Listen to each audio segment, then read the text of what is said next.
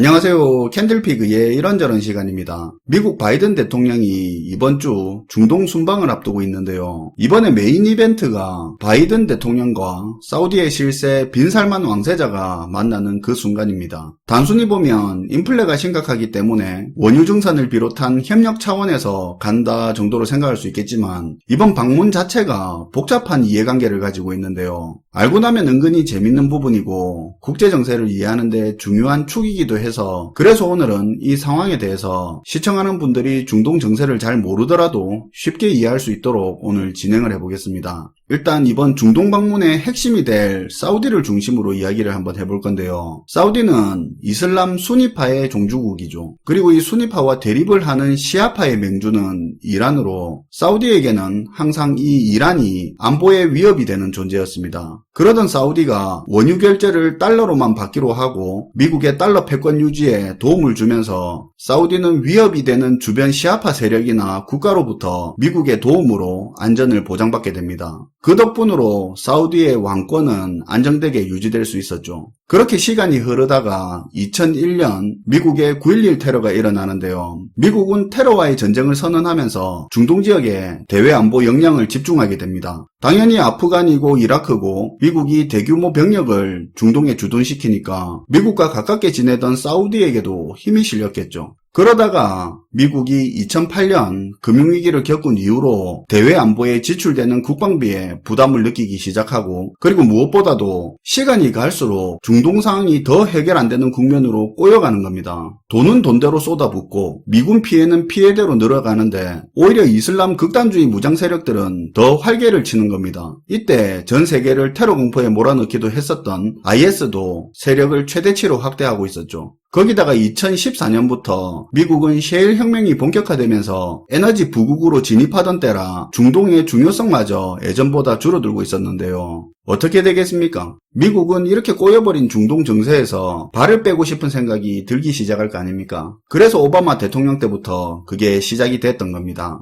IS 세력이 극대화될 때 미군 증원에 부담을 느낀 미국은 추가 파병을 자제하고 IS를 소탕하기 위해서 쿠르드족이라는 세력을 지원하는 형태로 미군 증원을 대신했고요. 트럼프 대통령 들어서는 아예 노골적으로 병력을 철수시키면서 중동에서 발을 빼기 시작합니다. 사업가 출신 트럼프는 자기 나라 돈이랑 미군을 투입시켜가면서 딴 나라 상황에 개입하는 걸 굉장히 싫어할 뿐만 아니라 그동안 중동에 포커스를 맞추던 미국의 대외 안보 전략이 중국 견제에 집중된 아시아 태평양으로 그 무게추가 옮겨가 버린 겁니다. 이렇게 미국이 2010년대 중반부터 중동에서 발을 빼고 공백이 생기게 되니까 미국에게 안보 의존도가 높던 사우디에게도 안보 부담이 커지는데요. 이런 상황에서 2018년 미국과 사우디 관계가 냉랭하게까지 만들어지는 그런 사건이 하나 터집니다. 사우디의 실세인 빈살만 왕세자가 벌인 일 때문인데요. 간단하게나마 이 사람에 대해서 이야기를 하자면 사우디는 왕위를 형제한테 물려주는 원칙이 있는데요. 그렇다면 현재 왕인 빈살만의 아빠가 죽으면 아빠의 형제가 왕위를 물려받게 되는 겁니다. 근데 빈살만 아빠가 이 왕위 계승 원칙을 깨버리고 아들인 빈살만한테 왕위를 넘겨주도록 만들어버리면서 늙은 왕을 대신해 아들인 빈살만이 사우디의 실세가 된 거죠.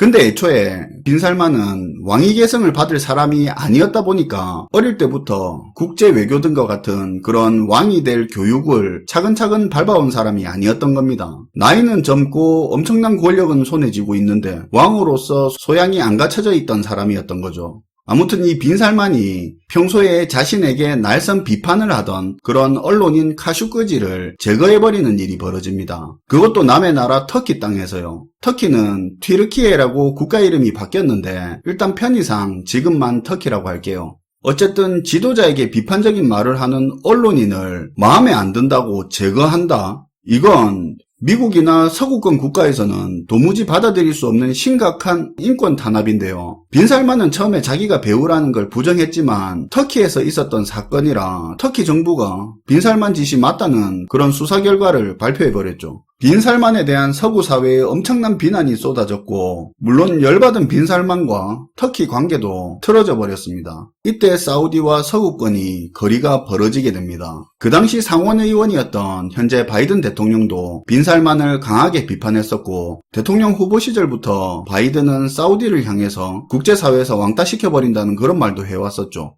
여기서 잠깐 우리가 짚고 넘어가야 할 포인트가 있는데요. 미국이 중동에서 발을 빼고 사우디와 미국의 관계가 냉랭해진다면 미국의 의존도 높은 사우디의 안보 공백은 어떻게 할까요? 바로 러시아와 중국입니다. 미국이 중동에서 영향력을 강하게 펼치고 있을 때 러시아와 중국은 이란처럼 미국과 적대적인 국가에 한정적으로 중동에서 영향력을 펼치고 있었는데요. 그런데 미국이 중동에서 발 빼기 시작하면서 중동 전체적으로 러시아와 중국의 영향력이 커졌던 겁니다. 실제 사우디와 미국의 관계가 멀어진 동안 사우디와 러시아 관계는 상당히 끈끈해지고 있었고 군사협력을 강화하는 합의까지 한 그런 단계에 접어들었죠. 참고삼아 말씀드리면 러시아는 이전부터 사우디의 적대국이라고 할 수 있는 이란과 굉장히 끈끈한 관계인데요. 그런 러시아가 사우디랑 군사협력을 강화한다는 게 무슨 소리지 하는 분도 분명히 계실 겁니다. 일단 기본적으로 미국은 이란과 적대적 관계라서 사우디와 이란 사이에서 중재자 역할을 하기는 힘듭니다. 근데 러시아는 이란하고도 친하고 사우디와도 적대적인 관계가 아니라서 중재자 역할이 가능하죠. 그리고 사우디를 위협하는 게 이란만 있는 건 아니죠. 왕권을 위협하는 세력이 될 수도 있고 극단주의 무장단체도 있겠죠. 어쨌든 이렇게 국제 무대에서 미국을 비롯한 서구권 국가한테 불량국가 비스무리하게 사우디가 취급을 받으면서 궁지에 몰렸었는데요. 근데 올해부터 사우디한테 기회가 찾아오기 시작합니다. 전 세계적으로 인플레이션이 심각해지고 거기에다 지난 2월 달에 러시아 우크라이나 전쟁까지 터지면서 에너지 가격이 급등을 했죠. 원유 수출 1위 국가 타이틀을 가진 사우디의 위상이 높아진 겁니다. 사우디의 협조가 필요해진 거죠. 이게 미국 바이든 입장에서 골치 아파진 건데요. 당장 11월에 미국의 중간선거를 앞두고 있는데 이 인플레이션 문제를 해결 못하면 대패할 수도 있는 상황이다 이거죠. 물론 사우디가 증산을 대폭 해준다고 하더라도 인플레이션 문제가 근본적으로 해결된다고는 할 수는 없지만 최소한 중간선거를 앞두고 미국 국민들이 크게 느끼는 그 기름값 정도는 떨어뜨려야 선거에 희망이라도 걸어볼 거 아닙니까? 그러기 위해서는 사실상 오펙의 주도국이자 원유 수출 1위 사우디한테 말이라도 해야 되는데 바이든이 지금까지 사우디를 고립시킨다니 불량국가라니 빈살만 왕세자를 긁어놓은 상태라 이게 체면이 안 서는 겁니다.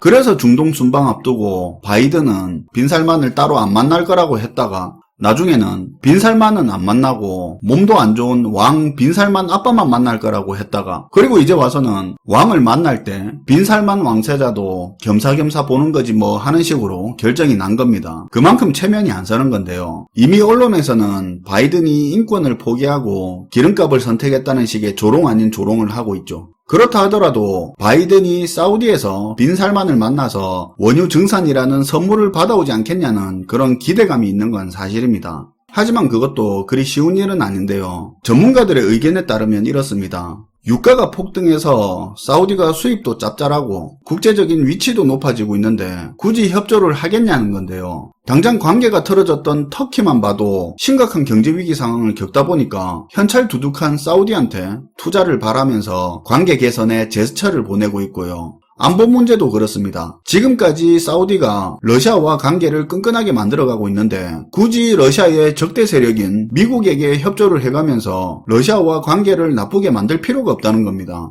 실제로 중동 국가한테는 미국보다 러시아가 더 매력적인 안보 파트너라는 의견이 있는데요. 사실 중동 국가들이 서구 진영 국가들에 비해서 인권이나 민주적 가치 등의 개념이 약한 건 사실입니다. 독재도 흔한 일이고 권력층에 대항하거나 비판하는 개인 집단에게 심각한 수준의 인권 탄압을 하는 일도 흔하게 벌어지는데요. 그런데 미국은 파트너 국가라고 할지라도 인권 문제에 대해서는 형식적으로나마 제재를 가합니다. 중동 권력자 입장에서는 짜증나는 일이죠. 하지만 러시아는 양 국가 간의 이익관계만 된다면 이런 부분은 충분히 충분히 눈감아주기 때문에 중동의 권력자 입장에서는 오히려 러시아가 안보 파트너로 더 매력적일 수도 있는 겁니다. 그리고 이 외에도 최근에 보면 사우디가 미국을 안보 파트너로 생각하기에 신뢰를 떨어뜨리는 일이 많았는데요. 기사에서는 잘 나오지 않아서 그렇지 미국의 관심사가 중국이나 우크라이나에 쏠려있는 동안 최근 들어 이란의 중동 도발 수위가 상당히 높아졌고 횟수도 잦아졌다고 합니다.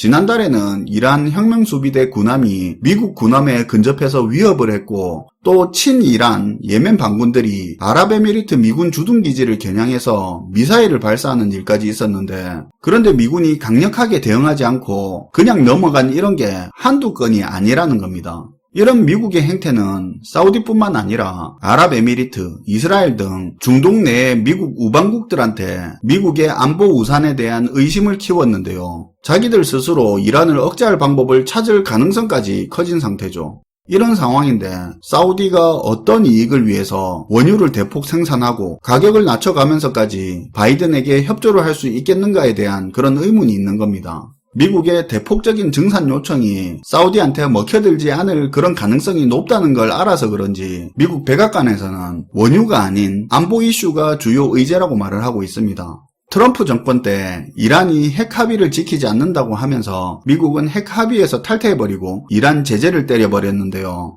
반면에 바이든 정권은 이 핵 합의를 복원시키고 이란 제재를 완화하는 입장을 취하고 있었습니다. 하지만 이란 제재를 완화시키는 일은 사우디를 비롯한 중동 내에 미국 우방국들이 싫어하는 일이죠. 그런데 기존의 입장과는 다르게 바이든의 중동 방문을 일주일 앞두고 미국 재무부가 이란 추가 제재를 발표했는데요. 일단 바이든은 원유 증산이 더 중요하다고 판단하고 있고 사우디랑 잘 좀 풀어보자고 제스처를 보낸 거라는 추측이 있죠. 이렇게 이번 주 바이든 대통령의 중동 순방을 앞두고 사우디를 중심으로 중동 상황에 대한 이야기를 해봤는데요. 요 정도 알고 있는 상태에서 중동 순방 결과에 대한 기사를 접하면 좀 더 잘 다가오지 않을까 하는 생각이 듭니다. 시청해주셔서 감사하고요. 지금까지 캔들피그의 이런저런 시간이었습니다.